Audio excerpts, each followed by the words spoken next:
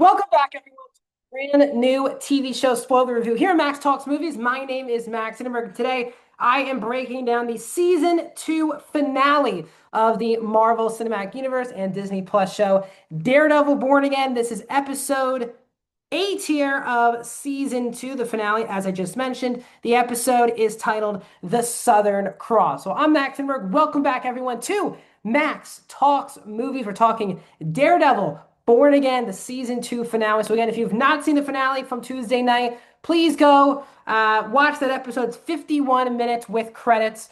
So please check out the episode, then come back here because this is a full spoiler review here on Daredevil Born Again, season 2, episode 8. Watch the episode, come back, and let's talk Daredevil Born Again. And I want to say this right off the bat. I believe that this was the best episode of Daredevil on Disney Plus. This to me was a really good culmination of the combination of the Netflix era of shows of the Daredevil universe as well as the Disney Plus era. And this obviously doesn't just conclude the events that took place in season 2, it gets you equally as excited to check out season 3 in 2027 because they are currently in the middle of filming that. So it will come out sometime next year. But this episode is the culmination of the entire show, I think, up to this point, where the first, I would say, 30 minutes of the episode is flat out a court scene where obviously we're still going over the court case for Karen Page. Under the Safe Streets Act, Matt Murdock shows up late with the help of Jessica Jones, but fixes his leg after being shot in episode 7. And their person that they call, they have Heather Glenn on the stand. And obviously, Heather is being a hypocrite about the term of what actually is a vigilante. Do they have to wear a mask? Do they not have to wear a mask? And the fact that Matt uses that to pose that aren't you also behind the Fisk administration? Even though that was redacted, the whole point is it's not just for the judges; it's for television. It's for the people to see the lies that are in the Fisk organization. So, but the episode obviously really picks up when the one witness for the defense is Wilson Fisk himself. Beginning of the episode, we do get that scene with Buck and Fisk where he says, did Daniel come through? And he said no, but gave him a look. Again, I do think you can tell, we've learned in the recent days that it was a post-production decision to kill off Daniel Blake, who's played by Michael Gandolfini. In the show, how it was written before production, during production, he was alive. And I think Buck gave him that stare, knowing that maybe Daniel didn't come through, but he let him go. But obviously, things change in post-production. They thought Daniel's arc deserved to be that he was killed off instead of just him running away with BB. So that scene obviously is they acted completely differently than what it's being told to us, which I find very fascinating. I still think they pulled it off, and I do think killing off Daniel was the better arc for him than keeping him alive.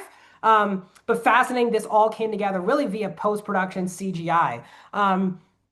But we have a sharpshooter as well in this episode, and it's a fake bullseye that Fisk's people are trying to set up. Obviously, the real bullseye comes in to save the day. But we get this confrontation in court between Fisk and Matt. And Matt brings up the video from Christophe, which Kirsten and Karen filmed a couple episodes ago to be played in court. The judges do allow it, and Kingpin, whispers to him, he's like, "I can really ruin your life here." And Matt's kind of smiling about it because he knows what he's going to do. And this very much felt like an I Am Iron Man moment where Matt is in the middle of the courtroom, and he says, "Actually, there is an eyewitness who was on the Northern Star. That was Daredevil, and Daredevil is here, and I am Daredevil." And it definitely felt like Tony Stark saying, "I am Iron Man" in the very first movie of the Marvel Cinematic Universe. And it's a big moment. Marvel, a lot of their characters now are unmasked. Obviously, Peter Parker was unmasked, and now in No Way Home, but obviously with the spell is now no longer, he's back to being unmasked. Masked up, where no one knows that Peter Parker is Spider-Man. It's still a big deal because Matt and Kingpin really dared each other to never tell the world, really, that he was Daredevil, but Matt reveals it himself, thus outing Kingpin for what happened on the Northern Star, thus exonerating Karen. Um, and that's why Fisk has 1-0 Murdoch. But they leave the courtroom here, and that is where a shot was taken from Bullseye onto Buck. And now the war is kind of beginning, where everyone shuttles back into the courtroom. Main courthouse is Kingpin and his goons, and then you have Matt, Jess, the governor, as well as Kirsten in another room, and Karen all in another room, also getting prepared.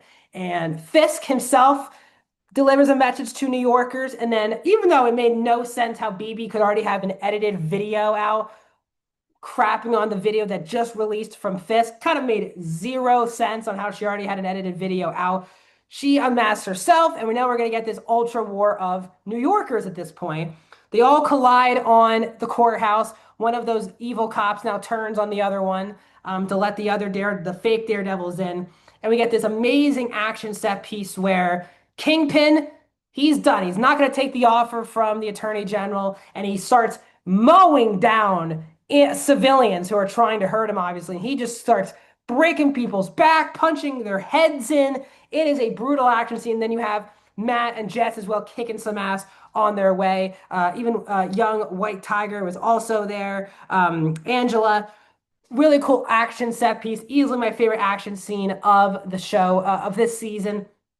And it all culminates with, at the very top of the steps is Kingpin. At the bottom is all their heroes.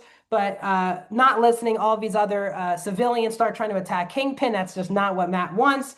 And Matt and Kingpin, as you can see behind me, go for peace, go for justice here, which is they both care about New York and they both need to kind of move on from this. And Kingpin agrees. He's like, I'm not really going to shake your hand after this. But they settle for peace. Now, we know in the Spider-Man Brand New Day trailer that looks like Sheila becomes the interim mayor of New York. So we'll see her back again in Spider-Man Brand New Day, but even before we get Daredevil season 3, Daredevil Born Again season 3, excuse me.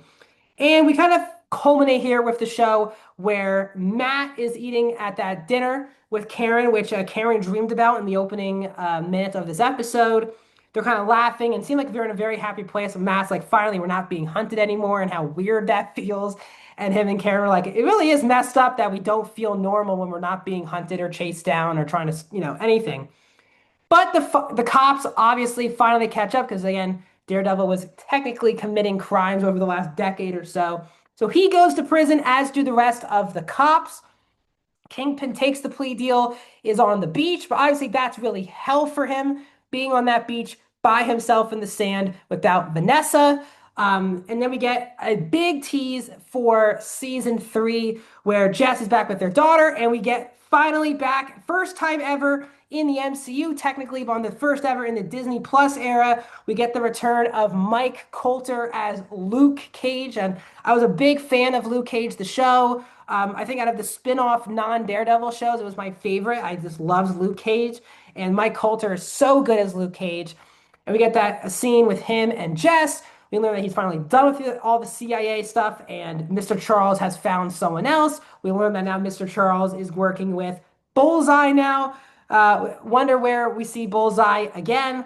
But finally, he is done. He hugs Jess, and now they're back on the same page going into next season. Now, again, did they explain why Luke would take a deal with the CIA to start doing stuff and leave his partner and daughter high and dry? No, they didn't explain that at all. They've had 3 different chances this season to explain that. They never did, because it does make no logical sense from Luke Cage's character's perspective to work for the CIA and leave his partner and daughter there to be killed at any point.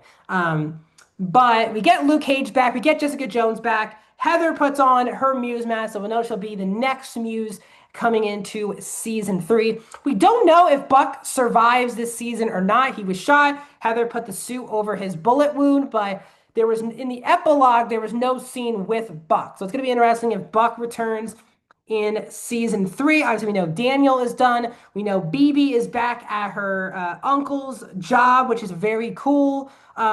Matt is in prison. So we know we're basically going to get a Defenders season next season. We know Luke Cage, Iron Fist, Jessica Jones, and Matt are going to be in the season next year. Obviously, Matt Murdock will be back. Muse will be back. But I thought this was an excellent finale. I think it's the best Disney Plus era of Daredevil that we have gotten. I thought, as I said, the problem for the first 7 episodes of this season was Matt, to me, was one of the most least interesting characters in the show.